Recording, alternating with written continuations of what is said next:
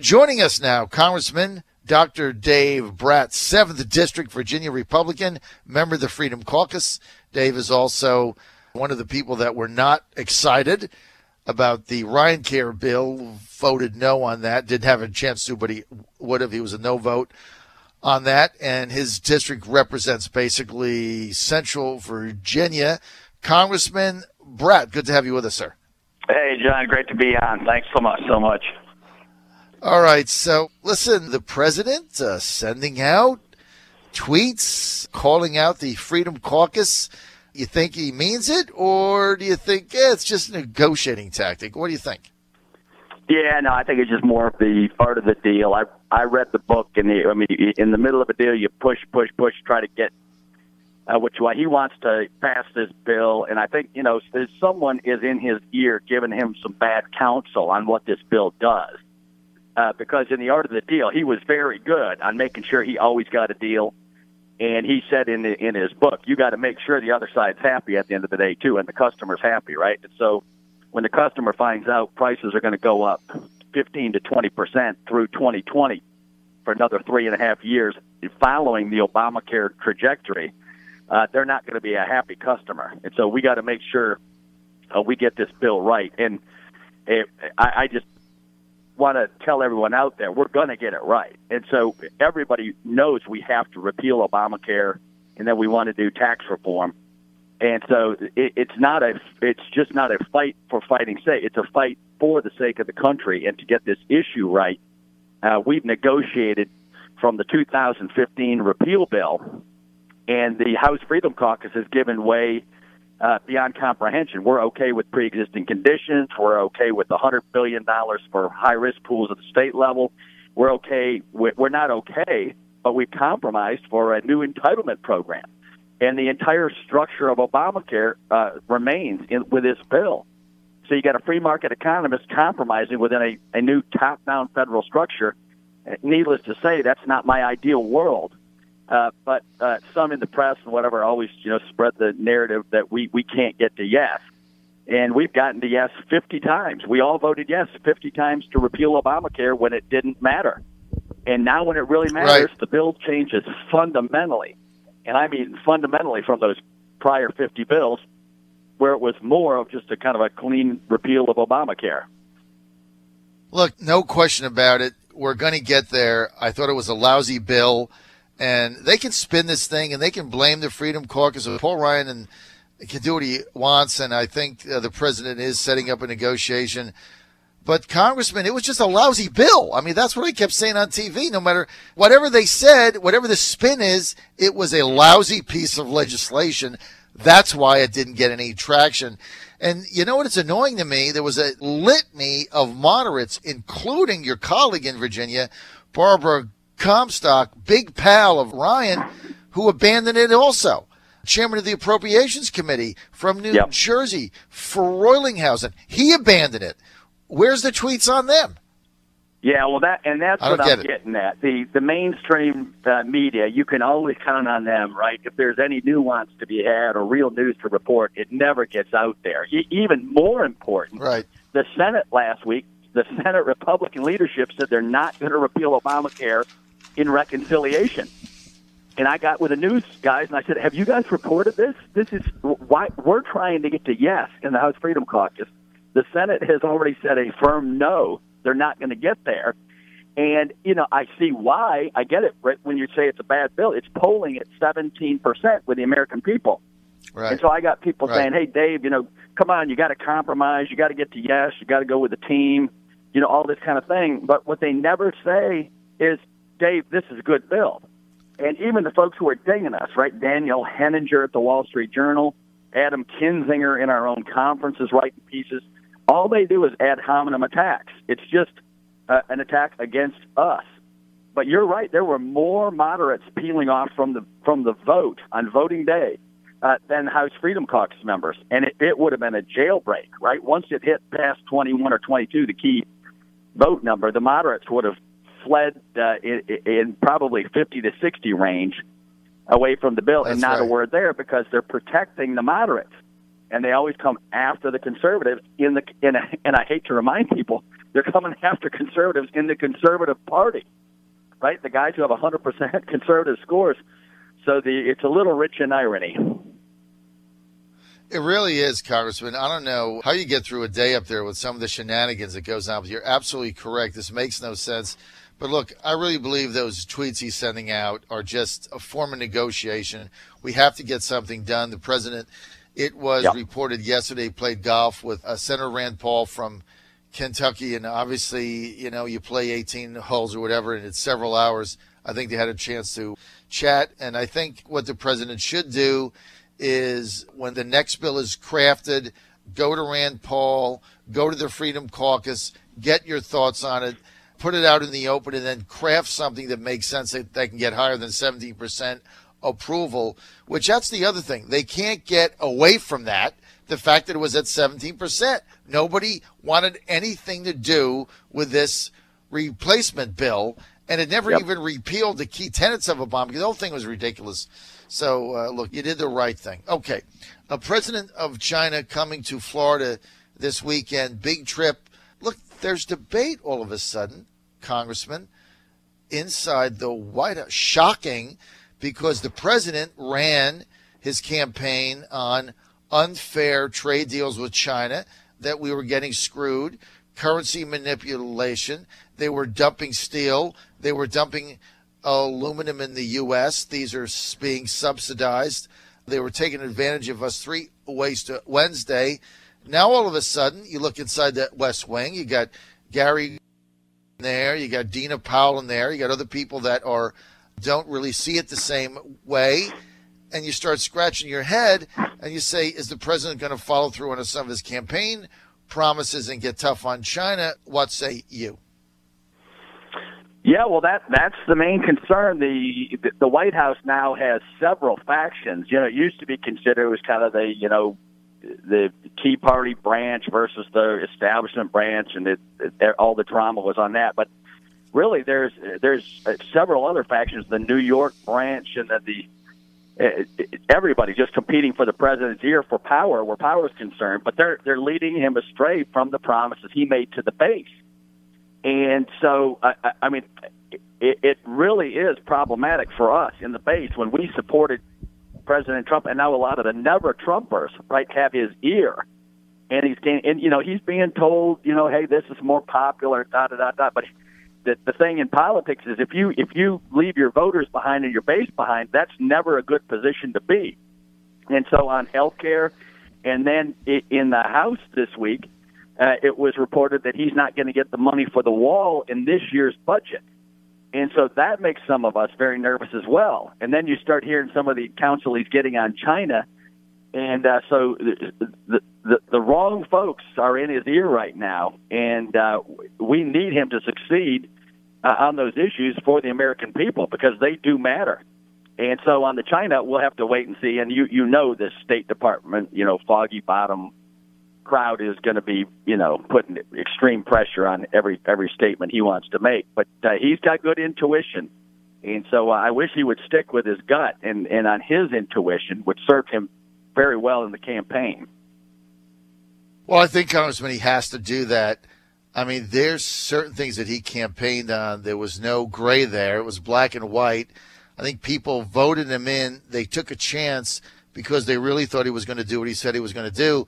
And, certainly, look, the State Department already has him, wobbly kneed on the Paris climate accords. Many people think he should just tear the agreement up. They want to tweak it. I mean, this is what happens. You get there, you get in the swamp, and everybody is moving towards status quo, right? That's how these people survive in perpetuity.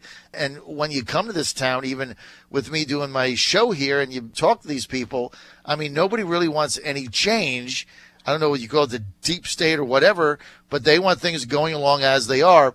And so it's very difficult in order to see any of this. But I think you're right. The president has to follow through on these. Tell us about the funding for the wall. You mentioned it's leaking out now that Congress Appropriations is saying, we're not going to be able to get the money for this. Tell us who makes that decision and why that got leaked out early, Congressman. Well, we make the decision, but ultimately President Trump has major input on that decision as well. He's got his own budget priorities that he can announce through Mick Mulvaney and the head of OMB right now. And so, there's always these complicated and hot-button political issues. The press comes out in the hallway and asks you, what do you make of the wall and what do you make of Planned Parenthood? Every time, right? They just want a hot news story that divides people. And so they get that. And so someone has determined that we're not going to deal with the wall in this year's budget, and next year's budget isn't that far off. But the rationale is just they don't want to deal with too many fights. And the irony is, Chuck Schumer came out and said, "Yeah, we're working real well with the on the budget, right? We're real happy with the budget priorities that are coming out," which means we must not be doing what we said we're going to do, right? If you got Chuck Schumer saying he's basically happy with the budget process, then we got a problem. And just going back a little bit too, the power centers in the country, right, don't always have the best interests of the country as a whole. I was on the financial news last week with Cavuto, and the hedge fund guys were saying, "Hey, these guys are putting the country in tremendous jeopardy and risk, et cetera." On the Obamacare, right? It's holding up the tax vote and all that kind of thing. Well, we know that. We share that. But where were the hedge fund guys and everybody back 10 years ago when the federal government took over the mortgage market, right? And that result, no one was looking out for the country's best interests. And so we let Fannie and Freddie, under good intentions, give mortgages to people who couldn't pay mortgages. Bankers quit doing banking. They quit analyzing risk. And guess what happens when bankers quit analyzing risk? You get a housing sector crash, and then that spread into the financial crisis, and you got the financial crisis. And 10 years later, we're still reeling from this. And then the response of the hedge fund guys right now is, well, let's just do the same thing with the insurance market, right? The health insurance market. Insurance can't do insurance under Obamacare. And we're going to keep that federal structure with all those mandates and community rating where you have to charge everyone the same price, and a kid can't go out and get a cheap price, and you can't go out and shop across state lines, and you can't go out and shop for a variety of products because it's still federal government mandated. And so the irony, I mean, it's just dripping in irony when we in the Freedom Caucus are sticking to tried and true Republican principles. And that's how you tell the objective truth in this story, right? The Republican creed in Virginia starts out with adherence to free markets. And so there's people that say, oh, I'm a Republican, but then are they sticking to the free market pledge we have in our creed? And the answer is no. And then the rule of law and then fiscal responsibility. Republicans always talk about fiscal responsibility, but do they do it? Will they pledge to stick to it? And so that's there is some objective criterion out there you can look to, right? Everyone should go look up that Republican creed and see who the folks that are sticking to it are versus the people who are just going to serve the cronies going forward. And that's always the debate. Well, it's certainly the debate right now. And, you know, today is the first day where I felt some of my listeners, from the feedback I've gotten, are now starting to be concerned about what the long-term strategy of this Trump White House is, because of the number of never-Trumpers in the West Wing and the people that have infiltrated in there that really don't buy into the movement, don't buy into a lot of the policies, and there's a lot of pressure they're bearing on this president to go in another direction. I think you saw that, obviously, with Ryan Care, and now there's a concern about this Chinese visit from the president of China, President Xi, coming in, and what exactly is going to be discussed there and what faction's winning. And, you know, I think the president is trying to construct a staff like he did in his company, where he had a lot of people with different ideas and made the best idea win, and he had competing people. I'm not sure you can do that with ideology. I'm not sure that model is going to work. And so, because it's not like let's get the best decision on something to make. It's, you know, who's in charge of trade policy, who's in charge of climate control, who's in charge of the pipelines. And I think there's an ideological difference that is going to start to play out that's, I think, making some people wary. Am I right or wrong? No, I mean, you got it absolutely right. I mean, that is a key issue right now, and that is true. He structured his firms that way. He loved having the big tough New Yorkers duking it out with each other for, kind of to get the entrepreneurial juices and creativity going, and that can work. Right. But in government, Right. Can you imagine having Democrats or Bernie supporters working in your office when you're trying to achieve a political objective? You can just see it right there. Say I got 5 people in my office, right, and 2 of them are Republicans and 2 of them are Democrats, and there's 1 independent, and we're all working on a bill, right? Well, can you imagine the input you're going to get? So you're right. It is categorically different than a business enterprise, and you have to decide what your first principles are, and then design the bill that way. And so that if President Trump was lining up something along Republican principles to begin with, that would serve him very well, right? Because then you can't go too far astray, right? Say, look, here's the principles we're aiming at, and we're going to go in this direction, following these principles, trying to get to this outcome. Now you guys tell me how to get there in the best way, right? But that's the issue. We're not starting off with small government, fiscal responsibility, and free markets. And if you're not starting off there, boy, wait till you go through the Senate and see where you end up. It's not pretty. Not pretty at all. Congressman, let's get to Devin Nunes. Now we're getting potential new information coming out about who was it that unmasked certain citizens with the surveillance. Devin Nunes, should he step down, or do you think he can still legitimately lead the inquiry? Yeah, now, I'm not in the center of that narrative right now, but from what I've heard, he's been doing his job, and he's been doing a good job at it, and the press is just nonstop, 24/7, coming after President Trump and the administration on this Russia story, with evidence or without evidence. It doesn't matter. They are just coming after him, 100% full steam ahead.